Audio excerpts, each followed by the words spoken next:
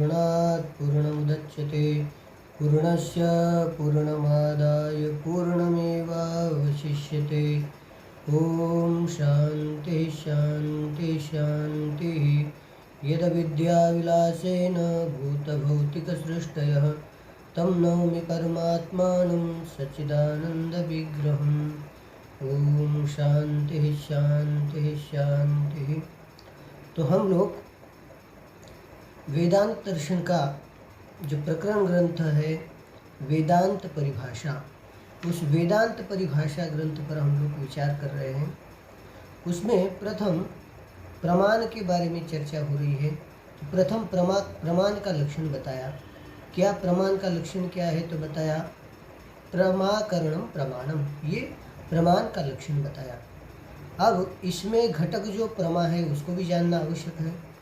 तो उस प्रमा का क्या लक्षण है, ऐसी जिज्ञासा होने पर प्रमा का भी लक्षण बताया। प्रमा का लक्षण बताया स्वसमान विषयक अनुभवाजन्यत्वे सति संसार दशायाम अबाधितार्थ विषयकत्वे सति ज्ञानत्वं प्रमायाः लक्षणम। ये लक्षण प्रमा का बनाया, ये स्मृति व्यावृत्त लक्षण बना दिया। अब स्मृति साधारण लक्षण बनाया आपका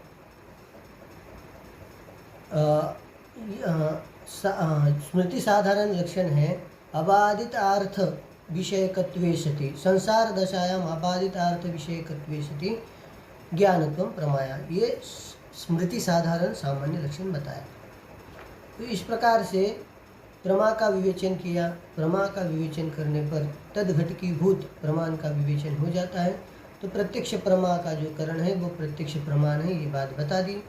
अब वो जो प्रमाण है वो प्रमाण कितने हैं उसके बारे में चर्चा कर रहे हैं। मूल में ही ग्रंथकार लिख रहे हैं तानीच प्रमाणानि षट् प्रत्यक्षानुमानोपमानागमार्थापत्यनुपलब्धि भेदात्। वो जो प्रमाण है तानीच प्रमाणी, वो जो प्रमाण है कितने हैं कह रहे? तो षट् प्रमाणानि सन्ति, 6 प्रमाण है। कौन कौन से? पहला है प्रत्यक्ष, दूसरा अनुमान, तीसरा उपमान, चौथा आगम, पांचवा अर्थापत्ति और छठा अनुपलब्धि भेद से ये 6 प्रमाण बताए। उसके अनुसार प्रमाण 6, तो उनकी प्रमाय 6 है, इसलिए प्रमाण भी 6। प्रमा 6 है कौन सी? प्रत्यक्ष, अनुमिति, उपमिति, शाब्द, अर्थापत्ति, अभाव प्रमा। ये 6 प्रमाण है और उसके 6 प्रमाणों के कारण ये 6 प्रमाण है, ये बात बता दी। अब इन प्रमाणों में सर्वप्रथम प्रमाण आता है प्रत्यक्ष प्रमाण। सभी प्रमाणों में ज्येष्ठ प्रमाण माना जाता है प्रत्यक्ष प्रमाण, क्योंकि प्रत्यक्ष प्रमाण के अधीन ही अन्य प्रमाण है। प्रत्यक्ष प्रमाण अन्य प्रमाणों के प्रति हेतु होता है। ठीक, अनुमान आदि के प्रति क्या है हेतु? प्रत्यक्ष प्रमाण। अनुमान क्या है? तो व्याप्ति ज्ञान है। व्याप्ति ज्ञान प्रत्यक्ष अधीन है और प्रत्यक्ष अधीन है व्याप्ति ज्ञान, इसलिए वो प्रत्यक्ष का कार्य बन जाता है एक तरह। इसलिए ये प्रत्यक्ष प्रमाण है, ये कारण बन जाता है और वो कार्य बन जाता है। ठीक है, तो प्रत्यक्ष प्रमाण ये क्या है? हेतु है, कारण है, सभी में श्रेष्ठ है। इसलिए प्रत्यक्ष प्रमाण का प्रथम प्रत्यक्ष प्रमाण के बारे में अभी यहाँ पर चर्चा कर रहे हैं। तो प्रत्यक्ष प्रमाण इसलिए भी प्रथम उसका विवेचन कर रहे हैं कि प्रत्यक्ष प्रमाण सभी को अभिमत है। सभी शास्त्रकार जो है प्रत्यक्ष प्रमाण को मानते हैं। प्रत्यक्ष प्रमाण मानने वाले 4 वाक आदि बहुत ज़्यादा लोग हैं, इसलिए पहले प्रत्यक्ष का विवेचन कर रहे हैं। तो पहले प्रत्यक्ष प्रमाण को बता रहे क्या है प्रत्यक्ष प्रमाण, किसको कहते हैं? तो कहते हैं तत्र प्रत्यक्ष प्रमायाः करणं प्रत्यक्ष प्रमाणम। तत्र माने तेषु षट्सु प्रमाणेषु मध्ये जो प्रत्यक्ष प्रमाण है वो क्या है? प्रत्यक्ष प्रमायाः करणम। ठीक है, प्रत्यक्ष प्रमायाः करणम प्रत्यक्ष प्रमाणम, ये है।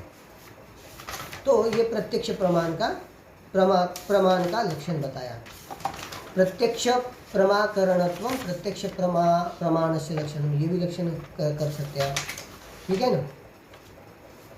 तो प्रत्यक्ष प्रमाकरणत्व प्रत्यक्ष प्रमाण से लक्षण, ये भी कर सकते हैं। 2 पाठ भी थे। तो कहाँ जो प्रत्यक्ष प्रमा है उसका जो कारण होता है, असाधारण कारण है, वही क्या है, प्रत्यक्ष प्रमाण है। प्रत्यक्ष का व्यवहार देखा जाए तो आगे आएगा, प्रत्यक्ष का व्यवहार प्रमाणों में भी होता है, विषय में भी होता है, और ज्ञान में भी प्रत्यक्ष का व्यवहार होता है। ज्ञान को भी प्रत्यक्ष कहा जाता है, प्रमाण को भी प्रत्यक्ष कहा जाता है, और विषय भी प्रत्यक्ष होता है। तो जो प्रत्यक्ष प्रमा है उसका जो कारण होता है उसको क्या कहते हैं, प्रत्यक्ष प्रमाण, प्रत्यक्ष प्रमाण।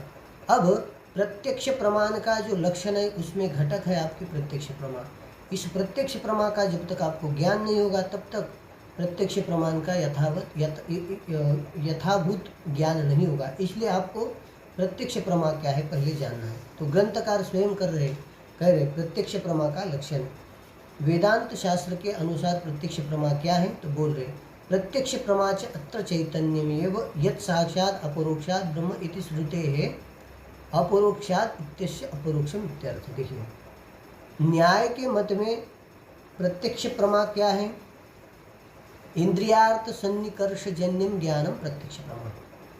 इंद्रियों और अर्थ के सन्निकर्ष से उत्पन्न होने वाला जो ज्ञान होता है वो क्या है, उनके यहाँ प्रत्यक्ष प्रमाण है, वो ज्ञान है। और वो ज्ञान क्या है, आत्मा का गुण विशेष है, और वो आत्मा के आश्रित रहता है। ये उनका सिद्धांत है। हमारे सिद्धांत में ऐसा नहीं है।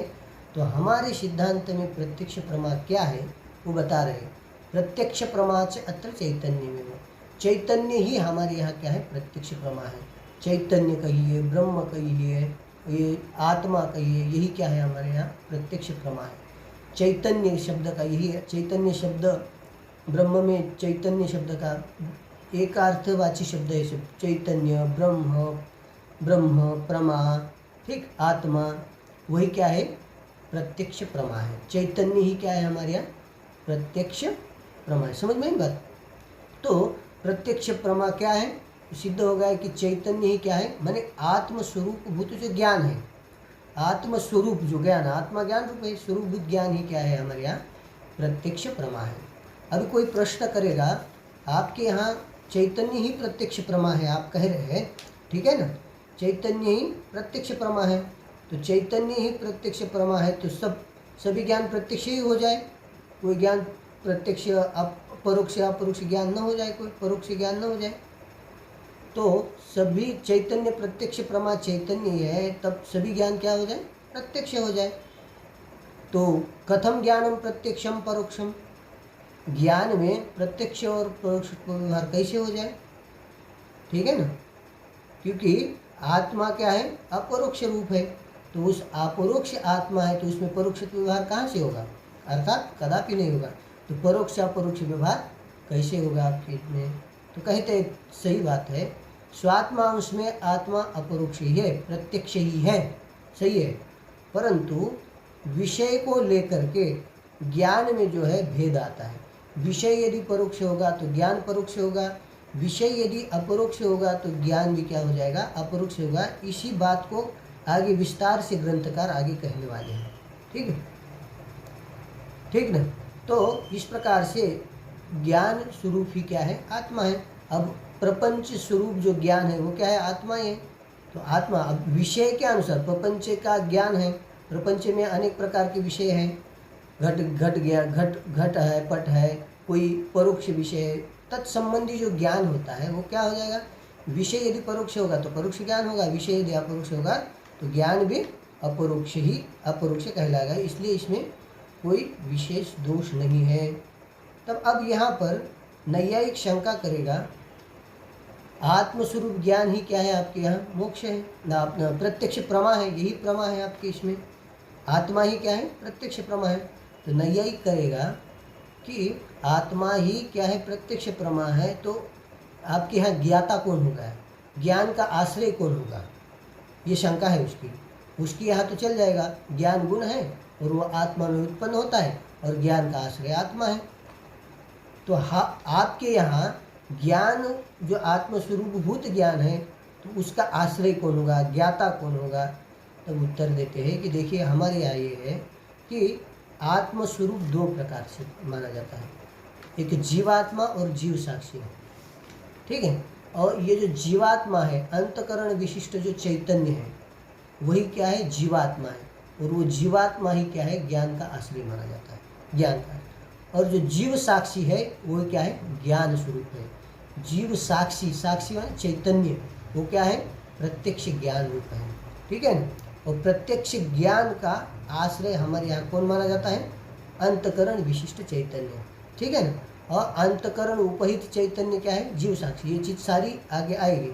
तो उपाधि भेद से जीव साक्षी और जीवात्मा में भेद है, और जीव साक्षी का जो ज्ञान है, जीव साक्षी ज्ञान है, प्रत्यक्ष प्रमा है, उसका आश्रय कौन बनेगा, हमारे जीवात्मा बनेगा, ठीक है ना। इतना ही नहीं, ब्रह्म ज्ञान भी हमारा क्या है, जीव साक्षी रूप है। सब परोक्ष ज्ञान भी कैसा है, जीव साक्षी रूप है। बात समझ में आई ना, ठीक है ना। तो ब्रह्म ज्ञान हो चाहे परोक्ष ज्ञान हो, वो जीव साक्षी रूप ही है, ठीक। बात समझ में आई। इस प्रकार से ये ज्ञान जो है, आत्मा जो दो प्रकार का होने से जो जीवात्मा है उसको हम ज्ञान का आश्रय कह सकते हैं, इसमें कोई दोष नहीं है। और जीव साक्षी रूप जो चैतन्य है वही क्या है, प्रत्यक्ष प्रमा है, ये बात बताई, ठीक है। तो प्रत्यक्ष प्रमाचात्र चैतन्य में वह, इसमें श्रुति प्रमाण दे रहे, यत् साक्षात अपरोक्षात ब्रह्म इति श्रुते है। यत् साक्षात, जो साक्षात अपरोक्षात ब्रह्म, अपरोक्षात, ये जो पंचम्यंत पद है इसमें छांदस समझना, और अपरोक्षात ये इसकी जगह अपरोक्षम, अपरोक्षात का अर्थ करना अपरोक्षम, अपरोक्षम ब्रह्म। ब्रह्म माने अपरोक्ष का अर्थ है प्रत्यक्ष, प्रत्यक्ष ही ब्रह्म है, माने ब्रह्म ही ज्ञान है, ब्रह्म को ही ज्ञान कहते हैं। तो प्रत्यक्ष प्रमा, ठीक है, जो प्रत्यक्ष प्रमा है क्या है, जो चैतन्य वही क्या है, प्रत्यक्ष प्रमा है, ठीक है ना। अपरोक्षात ब्रह्म, ब्रह्म चैतन्य एक ही है, तो चैतन्य ही क्या है, प्रमा है। तो कैसा है, अपरोक्षम, अपरोक्ष है माने प्रत्यक्ष प्रमा। तो प्रत्यक्ष प्रमा, प्रत्यक्ष कौन है, ब्रह्म ही है, माने चैतन्य ही प्रत्यक्ष प्रमा, ये सिद्ध हो गया। और साक्षात दिया, साक्षात इंद्रिय आदि व्यापार के बिना भी वो क्या है, प्रत्यक्ष ज्ञान है। इंद्रिय आदि के व्यापार के बिना ये प्रत्यक्ष ज्ञान स्वरूप है, प्रत्यक्ष प्रमा है। घटपटादि की जो प्रमा है वो साक्षात अपरोक्ष प्रमा नहीं हो, वो कैसी है, घटपटादि का जो ज्ञान होता है वो इंद्रिय आदि व्यापार के बिना, व्यापार से होता है, व्यापार के द्वारा होता है, इसलिए वो साक्षात वो अपरोक्ष प्रत्यक्ष ज्ञान नहीं है। तो परंतु स्वरूपभूत, ब्रह्म स्वरूपभूत जो ज्ञान है वो प्रत्यक्ष ज्ञान है, वो कैसा है, साक्षात अपरोक्ष, इंद्रिय आदि के बिना भी, इंद्रिय व्यापार के बिना भी वो क्या है, अपरोक्ष ज्ञान है, अपरोक्ष प्रमा है, ठीक। इति श्रुते है अपरोक्षाद इत्यस्य अपरोक्षम इत्यर्थः, अपरोक्षात इत्यस्य अपरोक्षम। बात समझ में। तो इस प्रकार से लोक में, ठीक है ना, बात समझ में आई ना।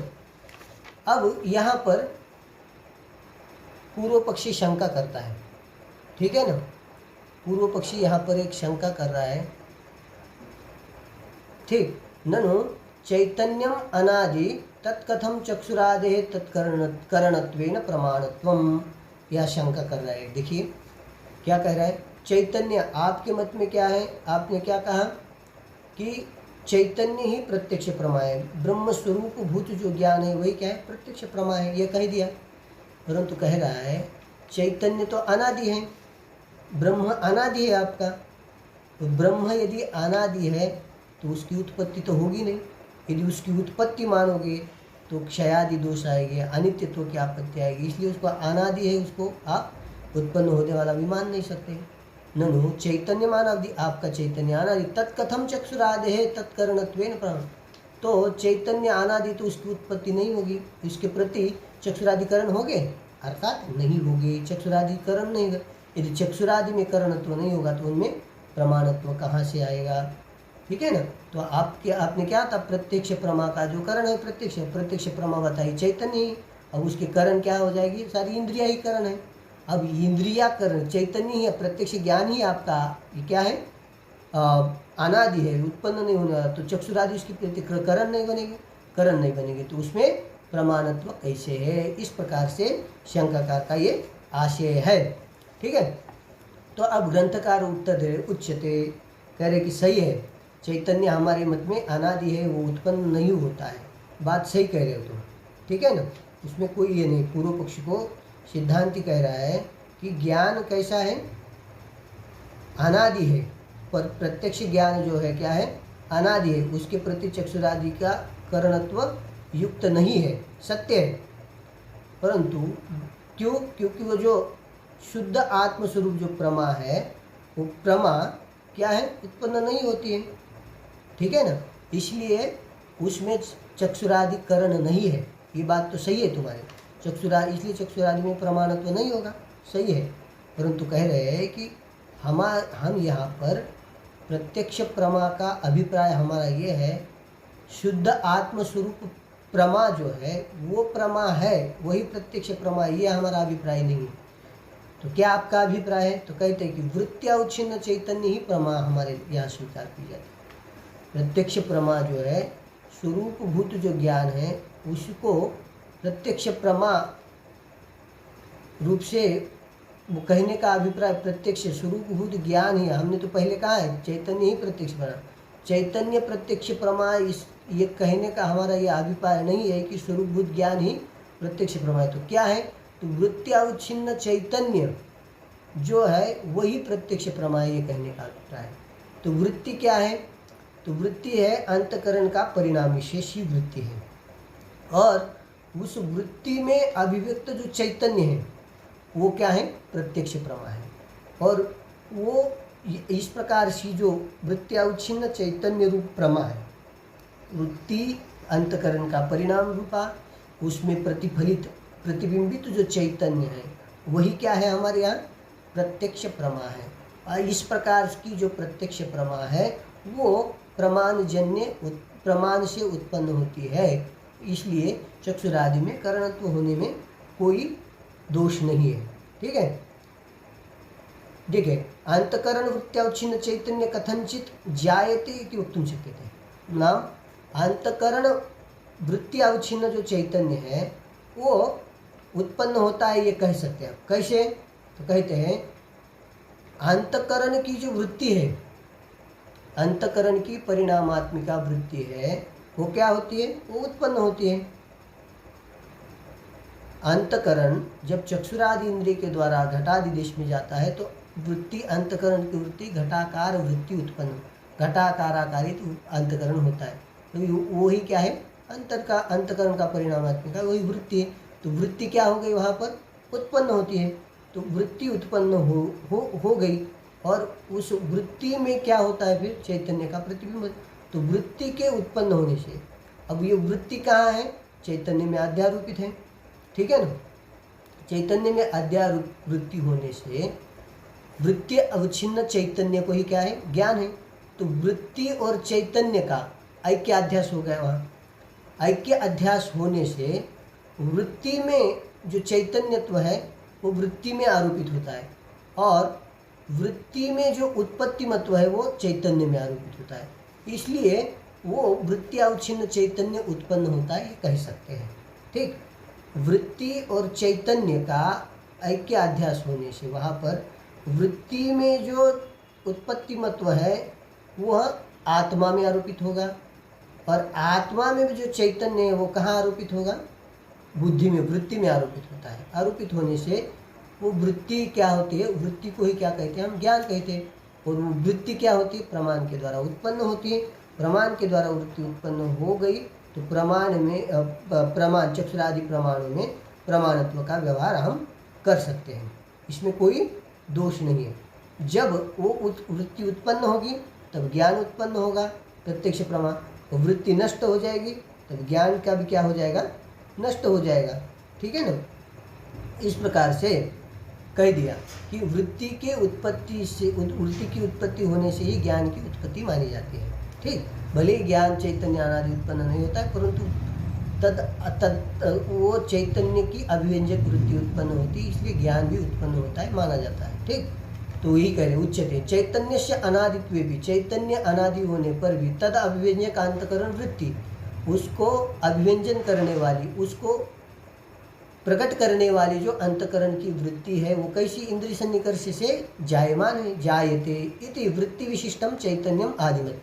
वृत्ति विशिष्ट चैतन्य जो है आदिमत माने उत्पत्ति मत होता है, उत्पत्ति वाला होता है, उसकी उत्पत्ति है इति उच्यते, ऐसा कहा जाता है, इसमें कोई दोष नहीं। और ज्ञान अवच्छेदकत्वाच्च वृत्तो ज्ञानत्वोपचारात्। 4 ज्ञान अवच्छेदक ज्ञान उपाधिकत्वात् वृत्ति अवच्छिन्न चैतन्य माने वृत्ति क्या हो रही है यहाँ, चैतन्य की अवच्छेदिका हो रही है।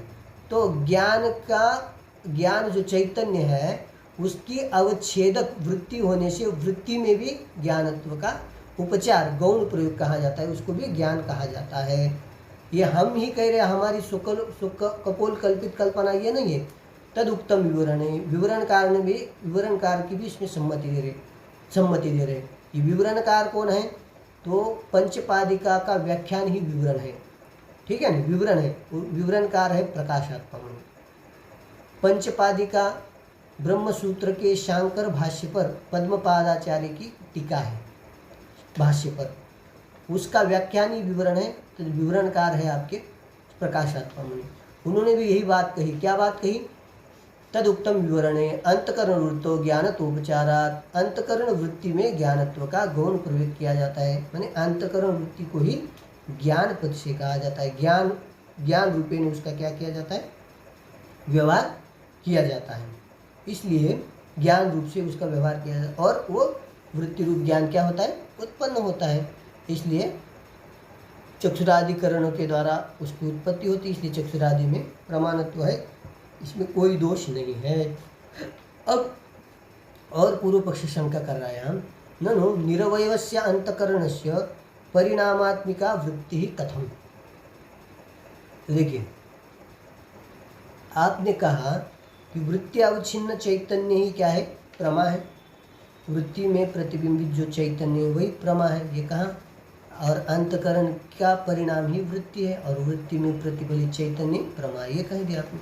पर आप ये नहीं कह सकते। क्यों नहीं कह सकते, कह रहे ननु निरवयवस्य अंतकरणस्य।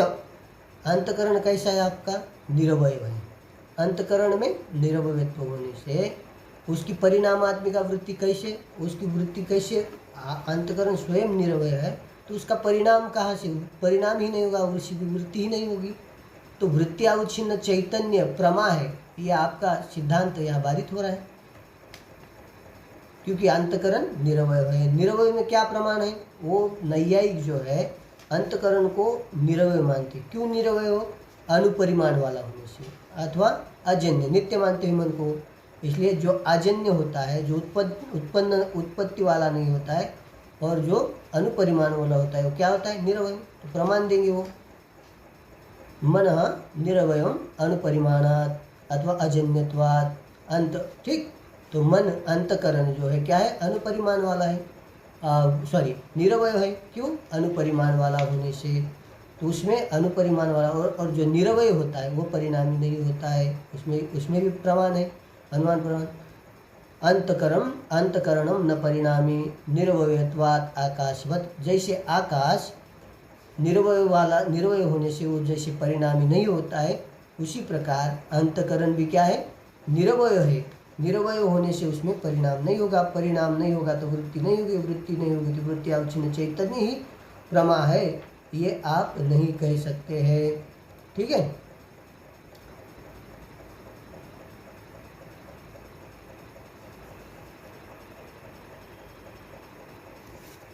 इस प्रकार से नैयायिक यह शंका करता है। तो नैयायिक के मत में तो आत्मा का पहले बता दिया कि आत्मा में ज्ञान उत्पन्न होता है, उसका गुण होता है, वो उसका गुण है। उसके मत में तो ठीक है, कोई शंका ही नहीं होती, आत्मा में रहता है ज्ञान, परंतु आपके मत में तो ये बन नहीं पाएगा। तो इसका उत्तर देते हैं पहले, न तावत अंतकरणम निरवयवम सादिद्रव्यत्वेन सावयवत्वात्। कह रहे कि प्रथम तो आपका अंतकरण जो है वो, हमारा अंतकरण जो है निरवय नहीं है। क्यों, वो सावय है, सादि द्रव्य होने से उसमें सावयत्व है। तो अनुमान प्रमाण के द्वारा उसमें सावयत्व सिद्ध कर रहे। कैसे, अंतकरणम सावयवम सादि द्रव्यत्वात् घटादिवत, ये अनुमान बनाएंगे। अंतकरण कैसा है? सावयव है। क्यों? सादि द्रव्यत्व उसमें होने से, सादि द्रव्यत्व हेतु है।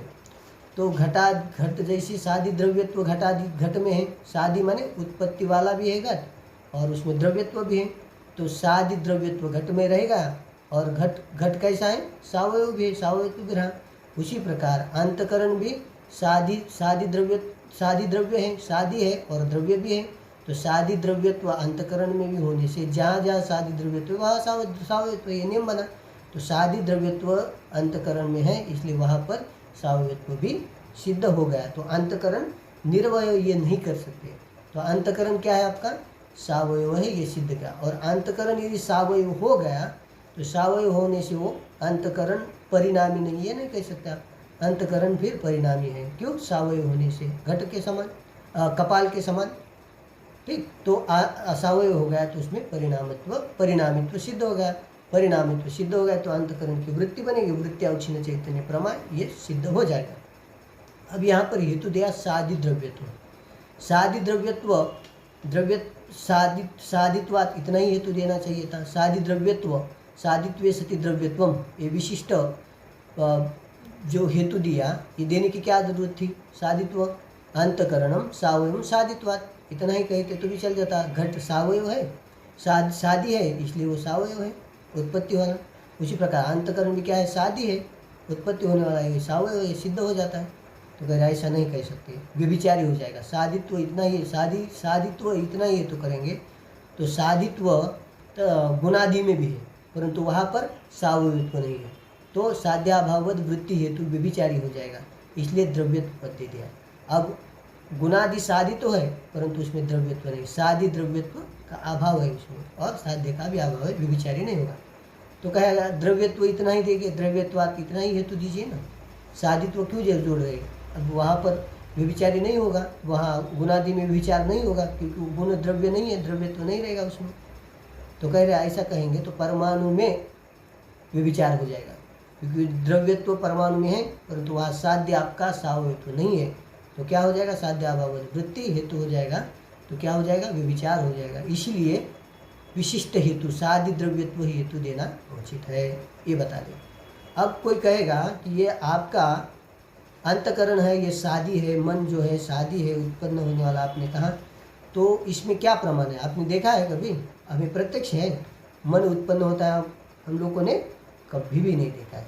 तो इसमें कैसे कह रहे हैं कि आप मन सादि होता है, अंतकरण सादि उत्पन्न हो है, इसमें क्या प्रमाण है?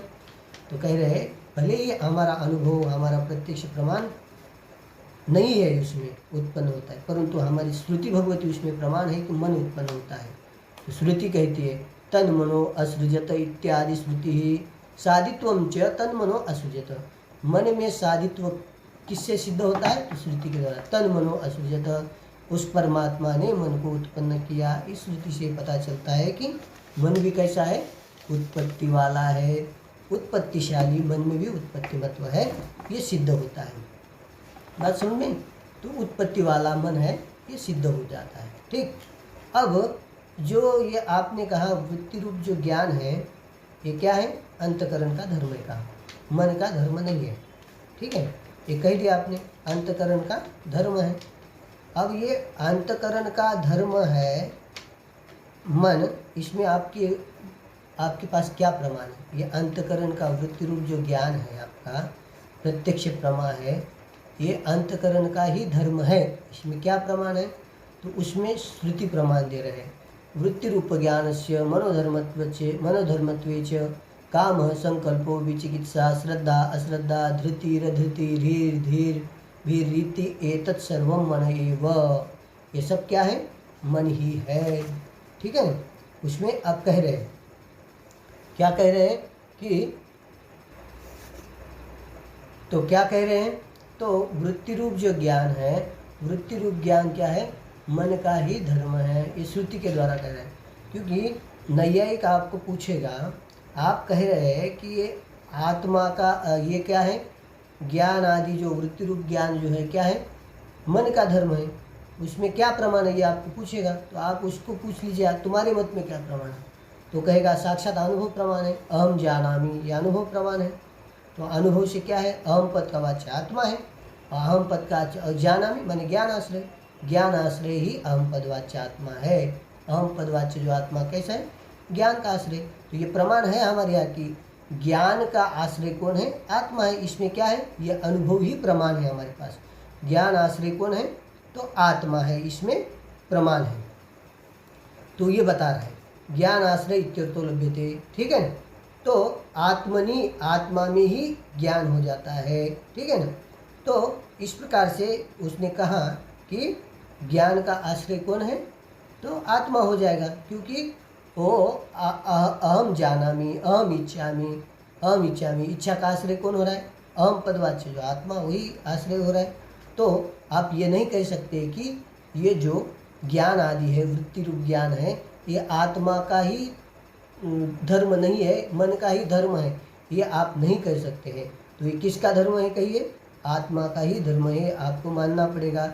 और अंतकरण का ये धर्म है, इसमें कोई प्रमाण नहीं है, ऐसा कहेगा तो उसके लिए हमने अभी श्रुति बताई कि ये सब क्या है? मन ही है। कौन? श्रद्धा है, ठीक है ना। क्या है? पहले काम है, इच्छा है, इच्छा, काम माने इच्छा, संकल्प, और विचिकित्सा माने संशय, श्रद्धा माने विश्वास, अश्रद्धा, धृति धैर्य, अधृति अधैर्य, री माने लज्जा, धी माने बुद्धि, भी माने भीति। ये सब क्या? इति एतत् सर्वम मन है, ये सभी क्या है? मन ही है। ये श्रुति प्रमाण है, ये अंतकरण के धर्म है। अब श्रुति इसमें क्या कह रही है? तो दोनों का अत्यंत तादात्म्य, मन ही है सब कुछ कह रही है, तादात्म्य बताए। यहाँ अत्यंत तादात्म्य नहीं समझना, भेदात्मक तादात्म्य समझ लेना है। मन ही सब कुछ है, इसका अर्थ है मन के ये सब धर्म है। मन क्या है? परिणामी है, और उसके परिणाम ये धर्म है, ठीक है ना। परिणामी मन है, और क्या है इसके? ये सब परिणाम है, धर्म है। तो श्रद्धा, अश्रद्धा, ये सब क्या है? मन के परिणाम है, मन के ही क्या है? धर्म है। और धर्मी कौन है इसका? मन ही इसका धर्मी है। ये बात बता दी, ठीक है। श्रुतिर्मानम धी शब्देन वृत्ति रूप ज्ञानाभिधान। अब कोई पूछेगा कि भैया यहाँ तो वृत्ति रूप ज्ञान मन का धर्म है, ये तो श्रुति में कहीं आया नहीं है। तो कहे नहीं आया है। कहाँ आया है? धी शब्द का अर्थ है यहाँ पर वृत्ति रूप ज्ञान, ये कह रहे स्वयं। धी शब्देन वृत्ति रूप ज्ञानाभिधानात्, अभिधान होने से, ठीक है ना। इसलिए वृत्ति रूप ज्ञान में क्या है? मन। अतएव, अतएव माने अतएव, ये श्रुते है, ये श्रुति प्रमाण होने से ही क्या है? कामादेरपि मनोधर्मत्वम, कामादि जितने भी ये सब भी क्या है? मनोधर्म है, मन के ही ये धर्म है। मन से अतिरिक्त मन से अतिरिक्त जो आत्मा है उसके वो धर्म नहीं। तो किसके धर्म है? मन के है। इस प्रकार से ये सिद्ध हो गया कि वृत्ति रूप जो ज्ञान होता है ये मन का ही धर्म है, और वो क्या है? मन का परिणाम विशेष है, और वो चक्षुरादिकरण के द्वारा उत्पन्न होता है। इसलिए उस चक्षुरादि में जो करणत्व नहीं है, प्रमाणत्व की आशंका की थी, इस आशंका का निवारण इस प्रकार से हो जाता है। इस प्रकार से इतना ही कह के यही हम रुकते हैं। अग्रिम कक्षा अग्रिम दिन में होगी। इतना कह के यही समाप्त।